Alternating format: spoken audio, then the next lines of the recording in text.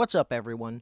With 2023 coming to a close, I wanted to take a look back on the year and see how far the game has come since its worldwide launch in May. Today, we're going to take a look at the marquee characters that were released in 2023 and how they changed the landscape. Even for you, Daniel. We're going to rate all 19 of them. I've remained mostly free to play in the game, so I don't have all of the marquee characters built and ready to fight. So here to help me today is my good friend, Swag. Everyone welcome Swag. Swag, thank you for being here today. Thanks for having me. Very glad to be here. It's an honor, really. It's about time we get a video on the books. I agree. So, how do you feel as a whole the marquee characters have been this year? That's a great question, actually. I feel on the whole there have been some like very, very useful marquee characters. It's not been everyone, and it's not they aren't so power crept that you feel like compelled to spend on them every single time. That's a good thing. Instead, it's like, yeah, what do you want? Do you want to play this team? Do you not want to play this team? Do you have the resources for it or not? Or is it going to fit into your roster as a whole? There are some that are obviously much better than others, and we'll get to ranking them and talking about them. But on the whole, it doesn't feel like pay to win in that regard, in which you're just paying for raw power because the new shiny thing came out for marquees anyway. Right. That's a pretty big contrast from like where Galaxy of Heroes has gotten to. Our first marquee character is Arwen. What do you think of Arwen? S tier. Absolutely. I agree. Not maybe at the top of S tier, but absolutely S tier. I think people slept on her for a long time and are now coming to realize she's an integral part of the Rivendell team. Just her passive alone, I think, is one of the biggest things for her. Yeah, granting the nimble and like cleansing on a passive is kind of insane. Yes. Yeah. So cleansing on the passive, yes, but also just her other cleanse, especially now that we've got all 4 chapters of the raid, we've realized how important having sustain, having cleanse is. Yeah, absolutely. She's automatically S tier for me. She also just does some pretty good damage. Yeah, the special one, is it? I think does a lot of damage. And I like that she hands out defensive. Like they kind of like snuck that in there for chapter 3, I guess. Yeah. A good amount of support and utility. Very versatile. And also the immunity is really good. Yeah. So I don't know if you saw, but the latest patch, they basically fixed the interaction that has been in there since chapter 3 start, which was Elrond was able to extend boons even though people had capture stacks, right? Yes. So you can't do that anymore. However, I will say that there are some other fixes that got fixed in chapter 3 that make it so that is not as big of a deal. Well, they finally patched that mistake they made with the release of Thorin, I think. So along with fixing that, one of the other things they fixed was, you know how for the longest time, I mean, since also when chapter 3 started, the first orc attacking your character would hit you and it would apply both marked and a capture stack. Right. Now it only applies marked, which is how the text originally read when they released it. That actually turns out to make a huge difference in terms of the amount of points. So Rivendell's still doing very well, actually. It didn't take as big of a hit as I thought it was going to with this strategy. Immunity is very good. It's just maybe not as critical anymore. I also placed Arwen in S tier, so right there. Okay, so let's move on to Elladan. What do you think of Elladan? I mean, do you even have to win ask? King himself? Yeah, he's the top. He's the GOAT. He's got to be. He's my number 1 marquee overall draft pick. He is very, very good. I love spamming an AoE and gaining provoke every turn. Yeah, it's insane. He's so good. Yeah, he's easily my favorite marquee this year. Yeah, I agree. And I think the synergy with Rangers is pretty. I mean, I'm not going to pretend that Rangers are like this great team, but I mean, it's nice to have the option before you have Elrond, I think. Yep. So, like, he has great versatility. And just being He's good versatility, yep. Yeah. Works well under a Legolas lead, too. He's just relatively plug and play. Right. So, Elladan, I put in the S tier as well. So our next is Legolas. What are your thoughts on Legolas? This is going to sound odd, but I also put him as S tier. The first 3 marquees I thought were all bangers. They're so good.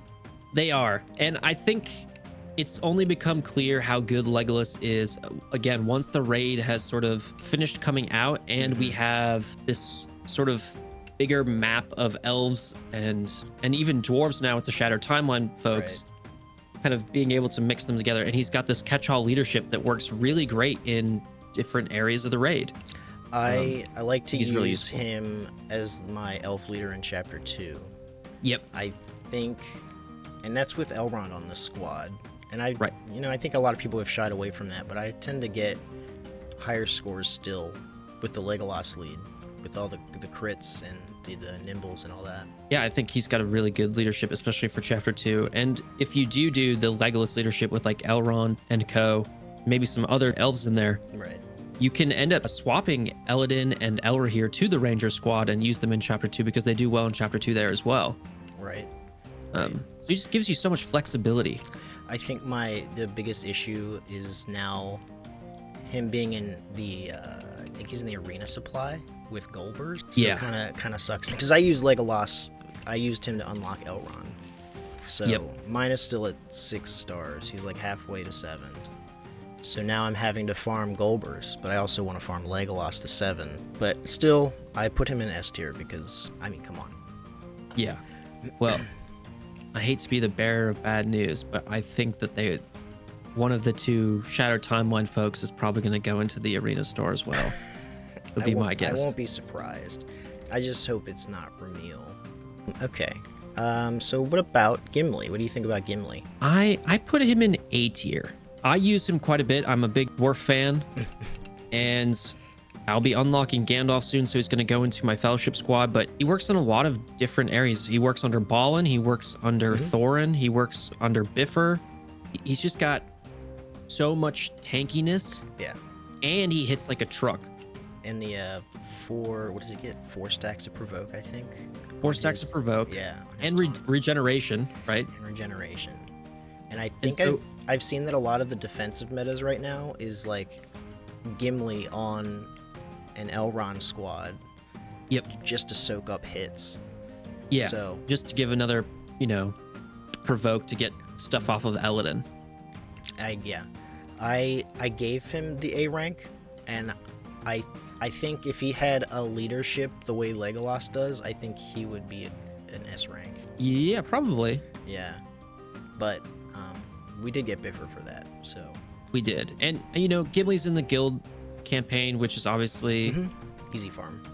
Yeah, easy farm. We're not completely taking that into account here because some of these marquees aren't farmable, right? But, that's pretty important. You know what I ended up doing, actually, is for the 3 primaries, the 3 bottom primaries, I just stacked damage on him because he's already got so much health and tankiness, and usually it gets increased under a dwarf leadership. Right. Oh my god. Yeah, when the Balrog does a whip and gets people under 75% health and he retaliates 3-4 times in a row, he'll just solo the Balrog. It's insane. That's funny. I haven't tried that. I should try that. Is that under a Bifur lead or a Balin lead? You said a Balin lead. Either, because he gets the retaliate just at part of his passive. Yeah. I used him under Balin lead in Chapter 4. Okay. So I also gave him an A rank. Okay. We're going to move on to, this would be the Haradrim. So our first one was Tibeb. I gave Tibeb a B rank, and it hurt my soul. I wanted to give Tibeb an A, but I'm a little biased because I actually like the Haradrim. Right. Obviously, I just released a 30-minute video about Haradrim. Yes. I like the synergy. I think they have the most synergy out of any faction in the game because of Tibeb's leadership. Obviously, this isn't about the whole team. It's about Tibeb. But I said B because other than the leadership, I think she's kind of mid, if you know what I mean. The healing's not bad, but her special 2 I think only reaches 3 allies. So if it could reach that last one, I'd be more apt to give her an A. And so that combined with the fact that I think it's a 6-turn cooldown, I'm not a huge fan of her kit overall. But back to her leadership, I think it's really good, and I think that they could expand upon it in the future with like introducing more characters, like the way that they did. Galaxy of Heroes introduced Captain Rex this year, and it To made Phoenix. yes, and it made a huge difference. So I think I like that there's openness for the future in her kit. That's a fair point. It's not something I'd actually considered. I'm just not a fan of the teams that are built like sharing passives, because to me, what ends up happening is that then you then have to tune all of the individual characters around them all being in a team together, and so then they lose a lot more plug and play Yeah, they do. viability, which at this stage in the game I think is more important because we have so many different little team nuggets, right? I put her in B as well, but actually I might want to rank her on the lower end of B if I'm being honest with you, because I agree her cooldowns are just a little too long, and they feel okay when you've got a Lembas set on her. So you can like turn 1 haste, and if you've got it maxed, that's 2 turns of haste, right? And then basically you can get that haste going again a lot sooner and basically just be perma haste for a while, but she just doesn't do enough. It's a hard solve, because if you combined her 2 abilities, right, then that would just be too much. I think the solution would be to make that special 2 like maybe like a 4-turn cooldown. Yeah, either that or maybe increasing the amount that it cleanses, like cleanse all Banes. Yes. I think that would be fine, and keep the cooldown the same. Yeah. Without the leadership, I think I would put her in a C or maybe even a D, but that's the thing. I don't even use her leadership. I don't have any. All I have is Bekelu and Tibeb up, and I don't have any of the other Haradrim. I've got shards, but I haven't like invested anything in them. And those 2 actually have like uses. They do have uses in other parts of the raid for sure. We were actually just talking about this before stream, but Dol Guldur with Bekelu and Tibeb is one of the teams that can get 900k, max difficulty 3 in chapter 4 of the raid. Right.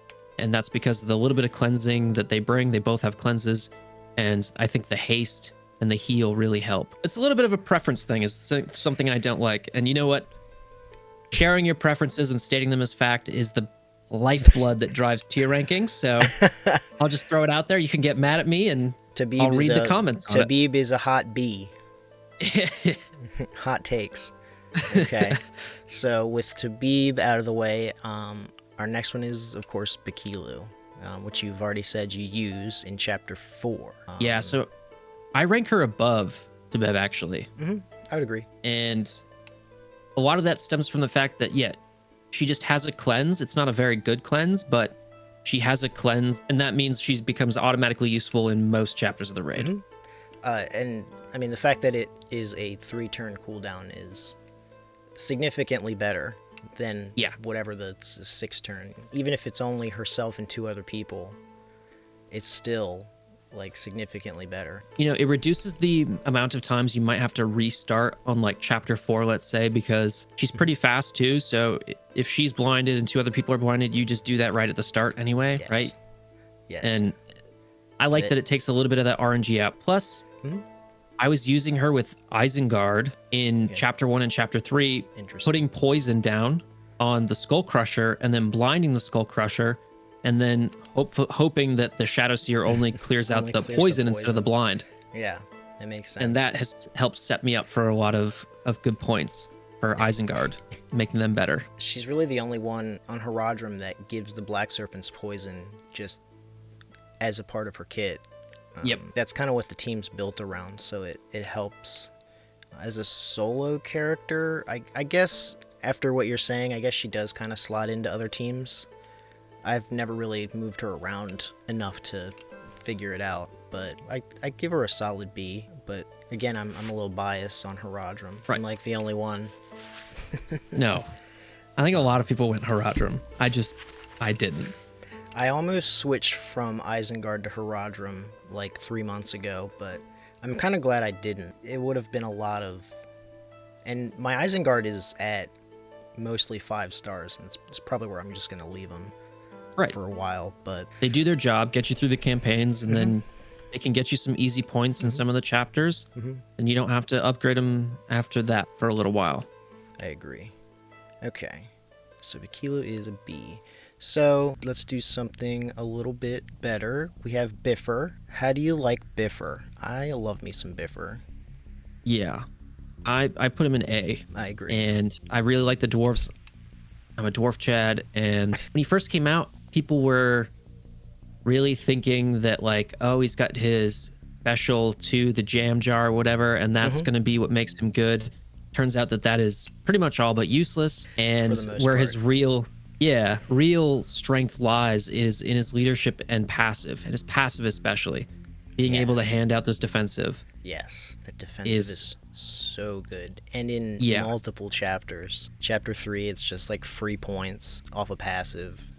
Yep. Obviously, chapter 4, it's you're going to get hit a lot as a team. So him handing out defensive when the whole team gets AoE'd or something like that. Yeah. Yeah, that's really good for chapter 4 too. Yeah, he does okay in chapter 2 as well. And when you pair him with other characters like Rumil and his passive, then it just becomes a regeneration generation machine. Anytime anybody with defensive gets hit, it takes that defensive, turns it into either 1 or 2 regeneration, depending on the level of it. So you end up with like Gimli with like 12 to 15 regeneration. He just goes back to full health at the start of yeah, his turn. he drinks a liquid IV, and he's good to go. He rallies. I think I kind of compared him to Legolas a little bit, where having that extra dwarf with a leader ability outside of Thorin, because I don't have Thorin. I'm not going to have him until he comes back. So still feeling like I didn't waste 2 months farming dwarves feels nice. And then the jam jar I still think it's not like the highlight of his kit, but I mean, the slow on the troll is important. It's nice. And he was the only dwarf to have a slow before Bombur came out. Yeah. Yeah, I agree with the Legolas comparisons. He's a very good character overall, but plus it's sort of future-proofing the dwarf synergies in and of themselves, where you're not going to be like, well, what do I do with these leftover dwarves? Because you always sort of have a catch-all. Right. So if they introduce other Thorin's company members, right, because with all of them now we have 6, so you have one that's kind of excluded, and I feel, and I think a decent number of other people feel, that you can sort of take Bifur out of that team, of Thorin's team, and you can even just slot him in with Balin. Yeah. And in chapters 1 through 3, Bifur lead is preferable to Balin lead, I would say. Maybe not chapter 1. You can make an argument for Balin lead, I think, a solid one. But having that sort of insurance, that future-proofing insurance of my characters that I invested in aren't going to just sort of lay by the roadside is a very powerful thing, in my opinion. Yeah, I agree. So firmly in the A tier. All right, let's go to Gondor month, which was very bad. So Faramir was our first Gondor member. I felt like Faramir was underwhelming. I think he's honestly maybe the best one out of the 3, but he's still a little underwhelming. I think he works better on a ranger squad than on Gondor, but it's very obvious that the other 2 pieces of the trio really want Faramir to be there, so he's kind of like caught in this tug-of-war, and his kit just kind of lends itself more to being under Halbarad than under Denethor. Yep. Yeah. Which I guess thematically kind of makes sense, right? It does. Lore-wise, it makes perfect sense. But yeah, Denethor loves him some Boromir. Yeah. And Boromir just wants his little brother Faramir around. Yep. Yeah. I agree with everything that you said, pretty much 100% exactly. Best of the bunch. Just, Gondor is not great right now. Yeah. And I say right now, I want to qualify that, 1, to save myself some scathing criticism from the Gondor lovers out there. But 2, I do think that when PvP comes out, multi-squad PvP, I think there is a legitimate space for them to occupy that will make them very good. I think they could be an insanely good defensive team. I agree. And but we don't know what that's going to look like right now. I gave Faramir a C. Same. Okay. He's got a 2-turn slow, and but I have him upgraded. I just don't use it. Just don't use it. Do you use Rangers at all? Not really. I use them as like plug and play. Well, I use Halbarad as plug and play. Yep. Actually, I guess that's it, because my Strider stays with my hobbits. I think he might be the first one to, you pull out to put Faramir on the team. Yeah, I think so too. With that, let's go to Boromir. How do you like Boromir? I mean, from what I understand, he's like an incredibly good tank. and he does have like all that armor, and he's able to take the hits. And I think if you like ramp up, if you put glyphs on him that sort of amplify his HP, his armor, and especially his block mitigation, like the actual amount that he's mitigating with each block, then I think he can be very, very good. But I put him at D tier because I don't think he's as plug and play viable as a lot of the other tanks that they've released. Right. And I just don't think Gondor is that good at the moment. They excel in one chapter. Well, his entire kit just kind of calls out Gondor and Faramir. Right. Other than if they called out just the squad as a whole, I think he'd be pretty good, actually. But yeah, like you said, Gondor's just not in a good spot, and he only really works with Gondor. And he's not that good outside of Chapter 3 anyway, which completely contradicts what I just said. Yeah. Yeah. Like, he has a weekend on the basic, which is fine, but it gets dispelled really quickly. He has taunt for a turn, which is alright. He gives might and eagle eye out, which, again, like, eagle eye to Faramir is more thematic for the Rangers than anything.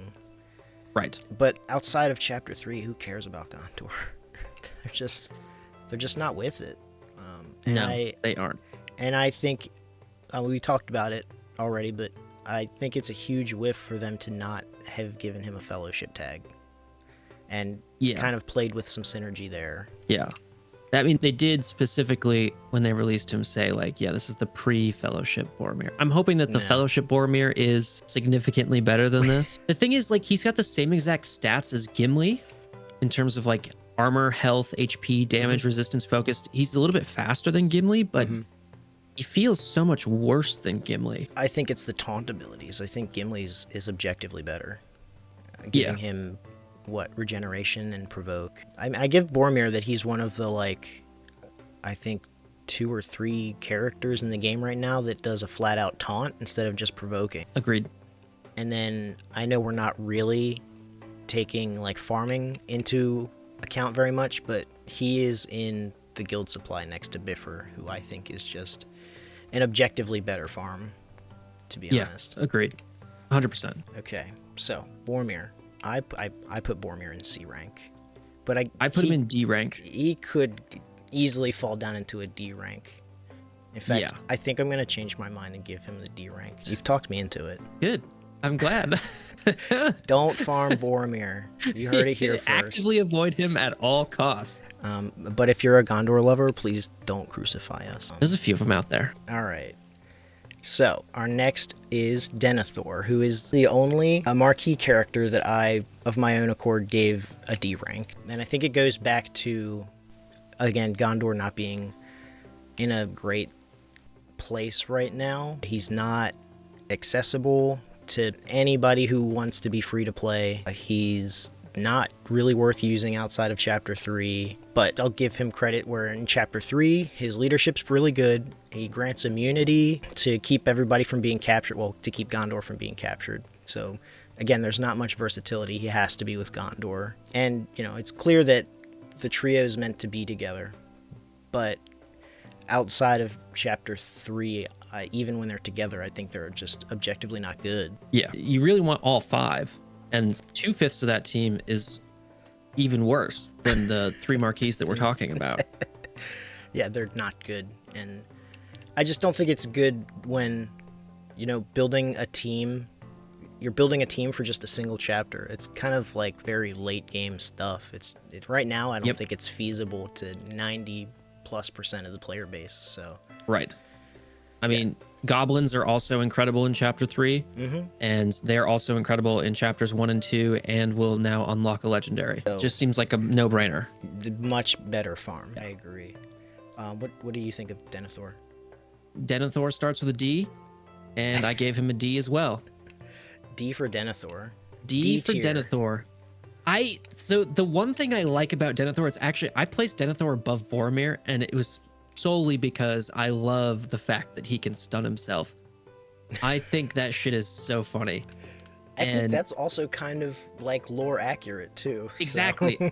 I really like that that's what they threw in there, and that it has the potential to be this very powerful ability. So I like that, but yes, ultimately he is bad. I really like how kind of cheeky the developers have been with some of the little tidbits within the lore and how they pertain to like mechanics in the game. It's kind of funny. Yeah, I agree. They've done a pretty good job, actually, I would say, on that front. Yeah. Okay. So, D for Denethor. Next is Lord Balin. How do you like Lord Balin? Balin goes to the top of A for me. Okay. And I think the reason for that is because he feels like one of the only Marquees out of this entire list that had an impact at 3 stars. Immediate impact at 3 stars. I think that was, and I think that's very, very important. And that we should have more characters in the future, definitely more Marquee characters that when free to play, people who don't spend money on Marquees, which is the vast majority of people who play this game, can get that free 3-star, right? It becomes immediately usable. Immediately impactful. And I think that's how you get more people to spend money anyway. Yeah. What keeps you from putting him in S tier? I think his leadership, you can make a strong argument for Chapter 1 because of how Eagle Eye and multi-hits interact with the bomber. It's unclear to me whether that's supposed to be a bug or not. They've acknowledged that it was supposed to be a bug, but they are maybe just keeping an eye on it. So I just don't know how to categorize it at this point. Right. Chapter 4 is obviously the GOAT. Yes. Easily the best character in that chapter, both from a leadership standpoint, but also just, I don't even use him with my Rivendell anymore on my free-to-play account. Yeah. I throw him in my Rohan squad. Interesting. And he immediately brings that team up. Yeah, I think he's going to bring any team up in Chapter 4. Exactly. Immediately. I put Balin in S tier myself. Interesting. For, honestly, like, all the reasons that you said. Like, when Teacher put out his video about, throwing him on the Elrond team, it was like an overnight switch. My entire guild, their raid score shot up in Chapter 4. And I'm not sure that they really intended for him to, do that with Elrond. But, or maybe they did. It seems like he's just kind of slots into any team. Like you said, you put him on Rohan, and they already have a decent amount of cleanses, so he just gives them a huge boost. So the reason I didn't put him in S tier is because I feel like his special one is a little bit lackluster. Especially currently in the raid setting. You almost always want to use his basic just because you can cleanse Banes. Cleanse Banes, yeah. Which is very powerful. But one, his special one seems a little bit useless to me. And two, I like how they rolled out the Shattered Timeline characters, and I like what they did with them where they kind of have, okay, we have our elves now, and we're building up our dwarves, and we want something to go in the middle to sort of bridge the gap. And I like that role, but, ultimately, I think we're going to just get 3 Shattered Timeline characters from this specific Shattered Timeline. Right. And so it's never going to be a full squad. Right. And in the long run, I think that might hurt him a little bit. Okay, yeah, I can agree with that. As a leader. I think right now I envision him with Legolas and Gimli, but once you have Gandalf, it kind of breaks the team apart, breaks up the band. I mean, you have some leftovers in like Fro and like Laeliel, who are not the best, but I see what you mean. But we already have Bifur and Legolas. Right. And those already act as catch-all leaderships too for those synergies. Right. No, I see what you mean. I had this sneaking gut feeling that a lot of this is going to introduce a 3v3 multi-team mode, which I'm dreading, but it kind of feels like that's what's coming. Well, the good news is that they've mentioned that they're going to start with 5v5, and they do not currently have plans to do 3v3, which is nice. It also means they probably need to finish off filling out some of the teams that we have only 3 characters of in the game before they do multi-squad. Okay, we love Balin. I put him in S tier. Rumil. I also put Rumil in S tier. This is kind of like the part where I'm gonna be leaning into speculation territory more so than experience territory, but Rumil is like the last one that I have half built up, and he is obviously made to work with Balin, but I've seen where he has immediate impact on the Elrond squad, especially in Chapter 4, and even a little bit in Chapter 3 with like all the defensive, and him having 3 turn cooldowns is always broken. I just don't really see a downside to his kit. to be honest. I mean, he's maybe not the most plug-and-play friendly, but who cares? I would say he is plug-and-play friendly. He can chuck out defensive to anybody, and then his passive works with that defensive. So I think he works better with some certain characters. Bifur is a good example. But yeah, he's S tier for me. He's actually right below Elladan. He's made it onto basically the top end arena teams for a while now, because he basically acts as one another cleanse, a way to chuck out defensive and regeneration, and like you just stall everybody out. And I think even with a fully kitted Thorin team, he's going to still probably pose some issues because of that cleanse. I use him everywhere. The one thing I'm worried about with him is actually where they're going to make him farmable. I think I agree with that. Because if they throw him in the challenge store, that's going to be... That's rough. That would be really bad. I would have to make a decision between him and Tibeb, and I don't know, man. I think Rumil might have to edge that one out. Yeah, I agree. Especially if it doesn't come with the additional fix that we're expecting for the challenge store, which we still haven't gotten, right? Right. He's just very good. His passive makes him incredibly strong. And you're saying with any team? Any team, because he can, his special one at max, it will hand out defensive to everybody. The cleanse is only for dwarf and elf allies, a special 2, but the defensive out to everybody is massive. And then if you just have one dwarf or one elf, then you have a cleanse there. So like he works best with obviously elves and dwarves, but I see what you mean. He can definitely move around and be beneficial anywhere.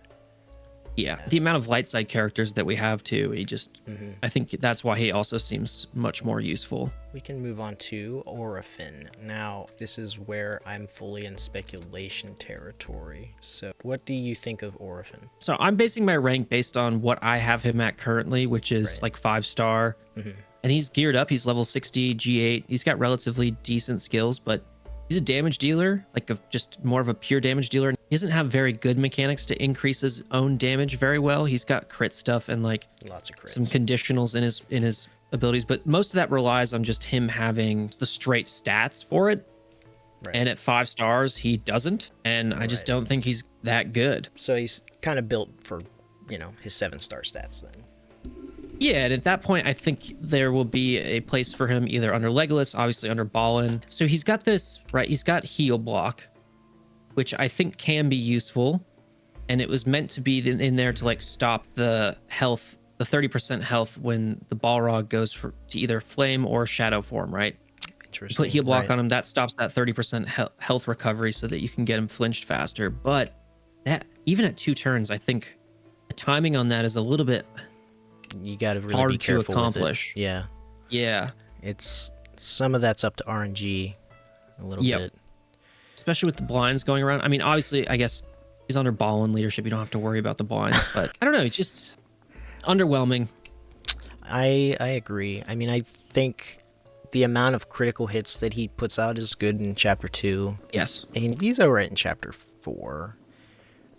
But like he's never gonna make an Elrond team the way that Rumil does. He's not farmable yet, but he's not really at the top of my list. So yeah, I gave him a B rank because he's not bad, but he's not really that great. Yeah, I don't know. I put him at C. I put him at C. Yeah, interesting. Not great. I can agree with that. I love the Balin expedition team, but I think he's far and away the worst of the bunch. I think he could... Yes, he is definitely the worst of the 3. I think he could be better if they did introduce like a 4th and 5th character to give him a little bit of a boost, but... I don't know if that's going to happen. I don't know either. I doubt it. At least not for a while. And I don't even know who they would introduce. I mean, it's a Shattered timeline, so... I guess it could be anyone. Alright, our next character is the Black Beast. I don't really know what to say about the Black Beast. I mean, he gives the team some longevity just because of the binding, but it does also render them basically useless offensively. I guess he kind of makes up for that by doing a lot of damage, but it's more of an offensive team, and when we get to a multi-team PvP setting, he's not good on defense. He's a huge weak point in the team, especially if you just let him put Rehka and Charu to sleep and then just kill him and kill all 3. So he's like a huge weak point, and I think he falls flat in PvP, at least on defense. And I don't really know who he would pair up well against on offense either, but In terms of the raid, I have a guild member who's enjoyed using him, but I don't know what chapters he would be good at other than maybe like chapter 4. What do you think? So I put him solidly in the B tier, below the Haradrim, but I think his whole team is fun to play. And I think that's basically people's biggest compliment for the DG squad, is that it's fun to play. The feast mechanic and the binding mechanic are fun, and I can understand why they didn't release 5 characters for this team at the start, because if the 4 other characters could go into binding and you could round out the squad, right? Plus you have a summon, it would just this team would be insanely overpowered. I find him useful in some areas of the raid. You talked about chapter 4. It is one of the teams that can do chapter 4 and get 900k points. I also use him in chapter 3 in sort of like I put triple bloodlust on him and all the Dol Guldur, and put that on some of the other teams I put in there. So I'll like put brute with them and whatnot, and just to dish out the damage. And then because he gets so beefy with 20 feast stacks, he's almost able to just basically like start one-shotting, take off the unbreakable with his counters. And then he just keeps going, right? And then so basically the way I do it is like I kill one, get the big suck ability, do a big suck, and then that kills another one. Okay, it's my turn again. And then a lot of them have low HP, so I'm just hanging them off one at a time, get my big suck back, do it again.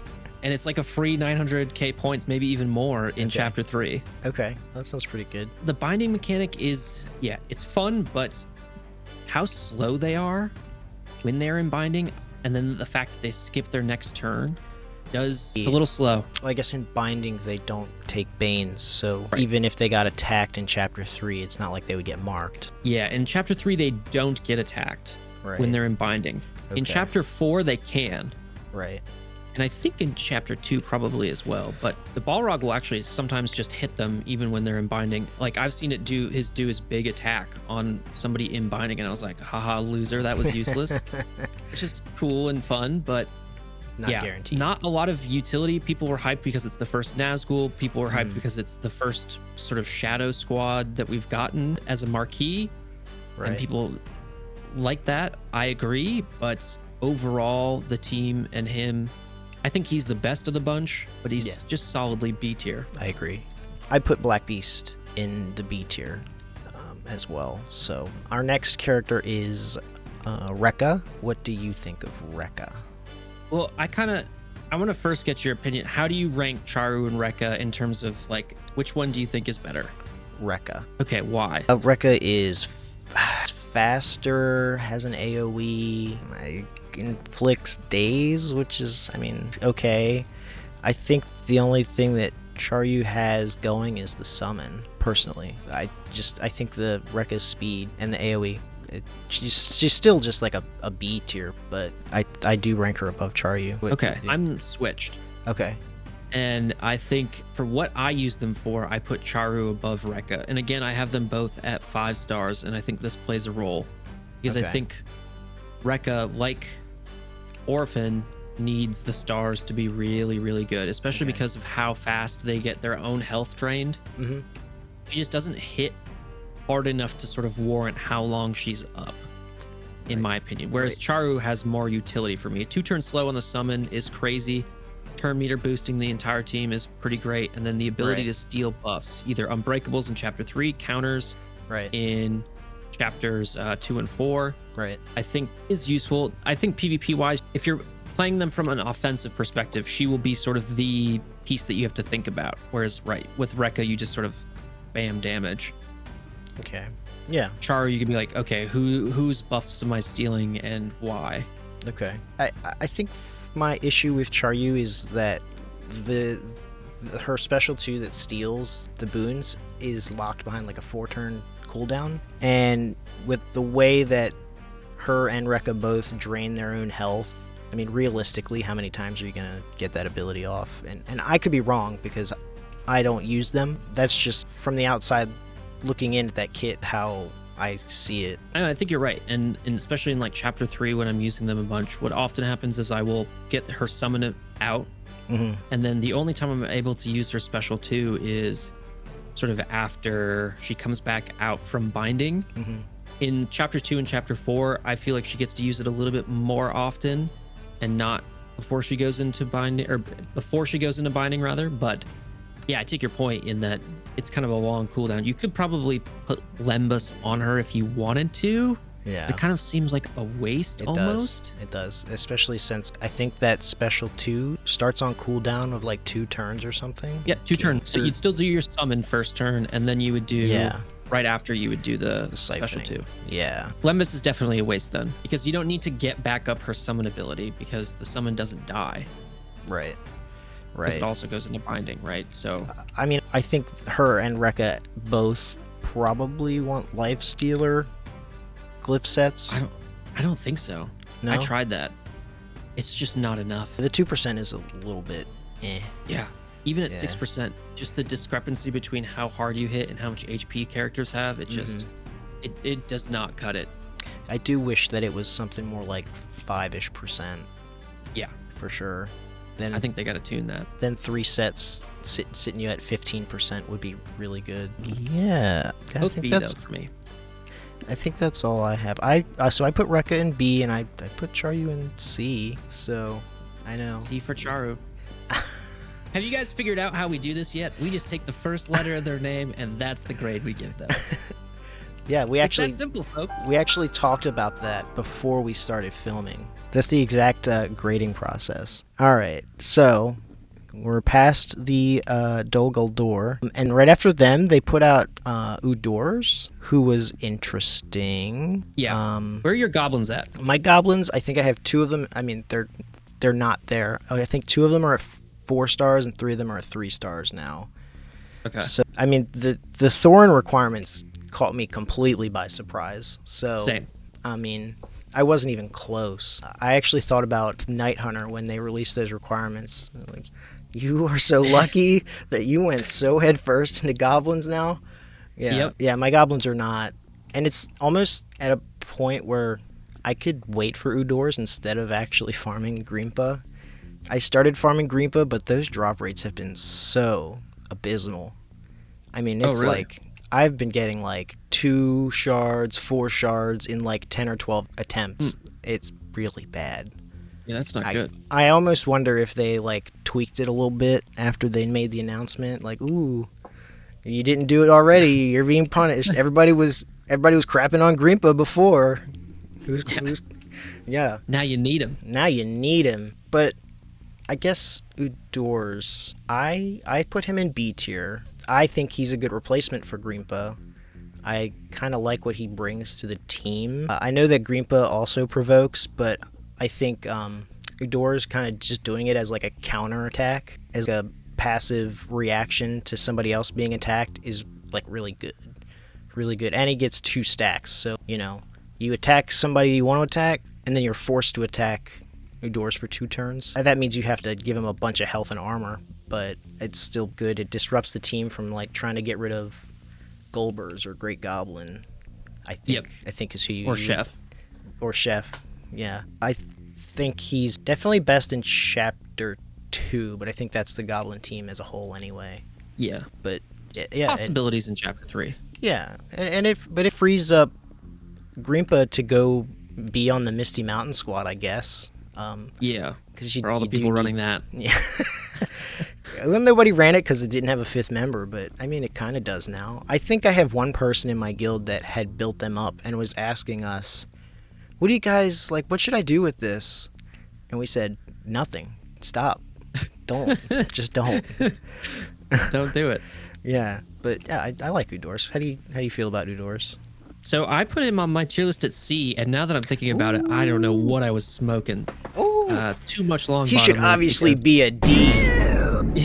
He's Udurz, or Udders, as I fondly call him. I actually think is probably either bottom of A or top of. I don't know. Actually, maybe he's just a B tier. Maybe he's just in the B tier. Mm-hmm. I still think the Haradrim folks are a little bit better than him. Okay. He does, I think, importantly give another way to get Goblin Fury out, as opposed to just like people dying. That's a very big one. Yeah. Yeah. I think he takes a lot of investment, and I don't have my goblin teams built up that much. Something I'm working on. It was something I was wanting to work on before they did the Thorn announcement, so right. I was a little bit fortunate in that regard. But I don't have them like gear 8, level 60. They're at like level 40. And They like were gear 5. They were on my radar before the announcement, but they were kind of at the bottom of a list of characters that I wanted to farm. But obviously when Thorn came out, they shot to the top. But I've always been interested in goblins. Just there was always another team that I felt was more important at the time. Yeah, he's good. Applies bleeds, does the provoke, does retaliate. I don't know if his basic does anything. Oh, it heals. When he attacks somebody with bleed, it heals him. So, like, again, chapter 2, if you have bleed on the troll, that's pretty hot. He's healing himself. And any chapter, really. Any chapter. Well, not chapter 4, I suppose, but... Well, yeah, there's no bleed in chapter 4. But in the first 3 chapters, it's really good. Yeah, his basic doing his heal is already a million times better than, having a full set of lifestealer glyphs as well. Mm-hmm. Just because he's just healing himself for 5. He's like putting a regen on himself. Yeah. But even that, it's not even 5% of his damage. It's just 5% of his health. Yeah, 5% of his max health. Yeah. So you pump him full of, health mods or health glyphs. Yeah, he's gonna heal himself a lot. Yeah. He's gonna be hard to kill for sure. I do like the point that he disrupts. Yeah, he's very disruptive. And that's good. I do think that the team is more of an offensive team again, like similar to the Dol Guldur, just because I think the weakness in the team is now, I guess it's not a weakness, killing Udurz first. So, I mean, maybe that just gives him a boost, in my opinion, is that he becomes the one that you have to focus killing first. Otherwise, you're not going to get anywhere. Yeah. So I actually think I kind of want to, and I'm going to defer to Night Hunter, who obviously knows his goblins better than both of us. But right. Part of me wants to kind of just drop Orphers and just use both Grimpa and Udurz. And then that way, right, you have a little bit of disrupt with Udurz in getting the provokes on him. Grimpa can taunt. Right. And then you give enough protection to Great Goblin that he can also get out his summon that also taunts. And then now, as long as you can keep Golbers up like that, now you have to go through bleeds on everybody. Now you have to go through basically 3 tanks. Yes. Right. That's a great idea. Yeah, I do want to talk to Night Hunter about that then. 100%. All right, Udurz. I put him solidly in the B tier. So our next character, I can't help but feel like I manifested this in the universe. Bombur. Yeah. It was in the works before I ever made that video, but the feeling I had when they announced Bombur, after I put out a video where I kept going, please be Bombur, please be Bombur, please be Bombur, please be Bombur. Yeah. I had a laugh about it, yeah. Ironically, considering he's the big guy, he makes up for how slow the dwarves are with the haste. And then if you can keep him from getting hit while he's sleeping, you basically have like a free 2-turn haste every time he takes a turn. And it also disrupts the enemy team. At first I thought maybe he would be the one that you swapped with Bifur, depending on the circumstance. But I think he stays on the team. I think he's just a permanent mainstay. And I think that position might fall to Bilbo, depending on the circumstance. Yep. He has the slow, and kind of same deal. If you can keep him from getting hit while he's sleeping, you have a slow every turn. I don't have Thorin, so I can't really gauge how he is under Thorin, but I could see myself considering him S tier, depending on how he performs under Thorin. I have him ranked A. I think he's pretty high up on my list in A tier, just basically for infinite haste and infinite disrupted and infinite slow, with the asterisks. Right.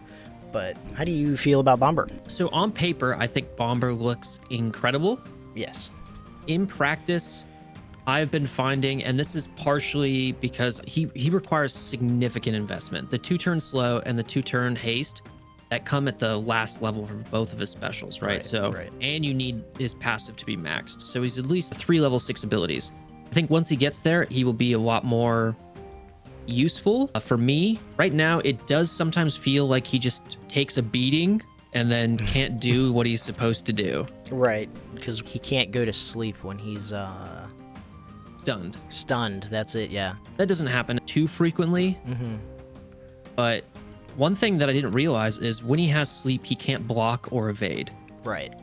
So even if, like, let's say you've got a blind on a Skull Crusher, or I don't know, there's something that should prevent some debuff from applying. Right.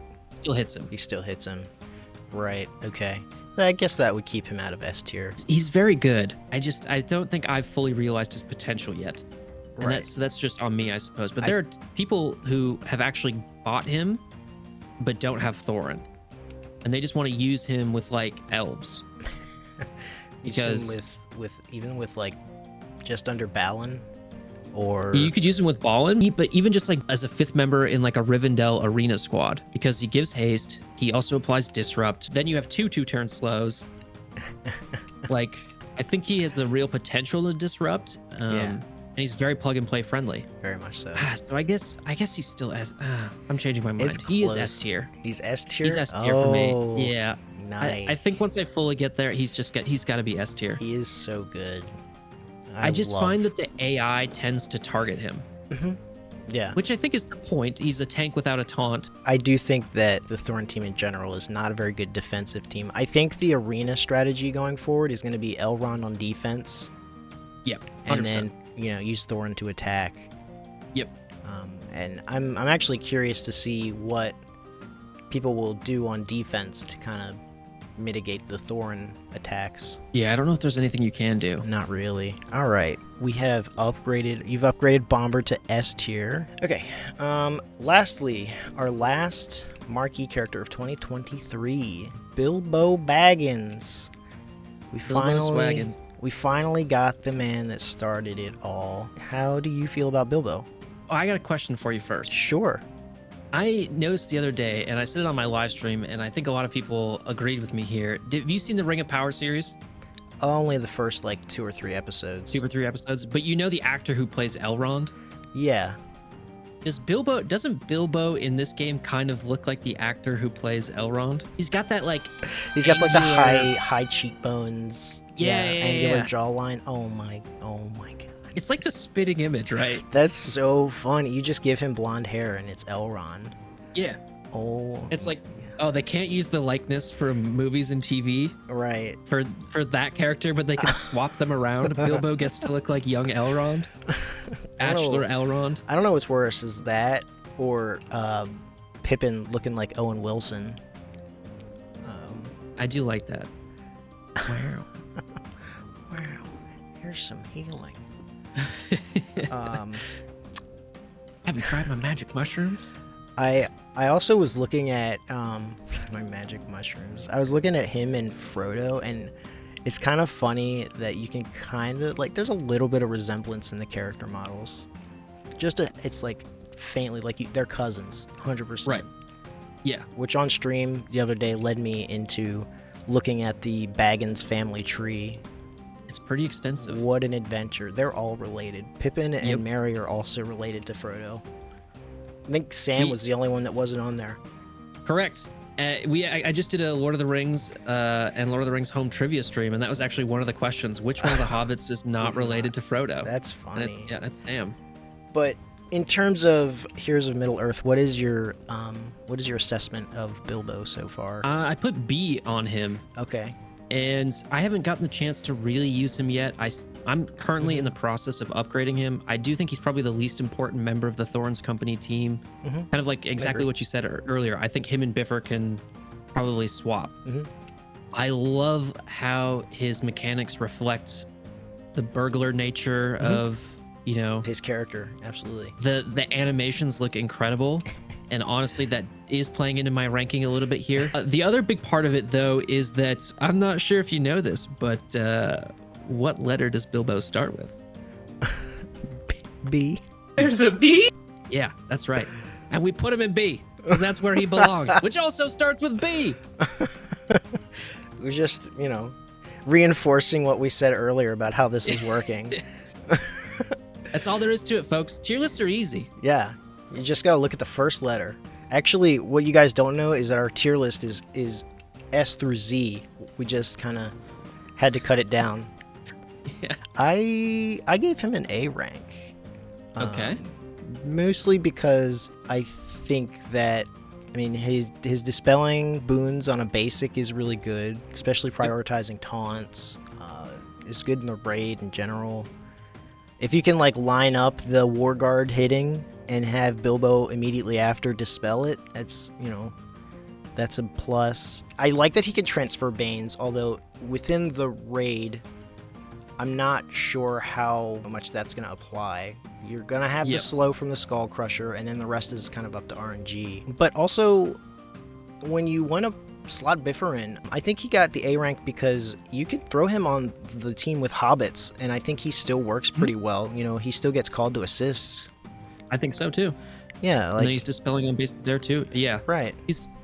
He's like, I mean, he's got Bifur also has a dispel on basic. It doesn't prioritize provokes and taunts like Bilbo's does. Correct. But yeah, I think the reason I put him in B tier is because I currently really see his usefulness as limited to PvP options and maybe chapter 3, especially if you can steal the unbreakable. If you just keep stealing unbreakables and passing them out to the team, then that becomes a cool way to beat chapter 3 with Thorin's company, which is a place where I think they struggle.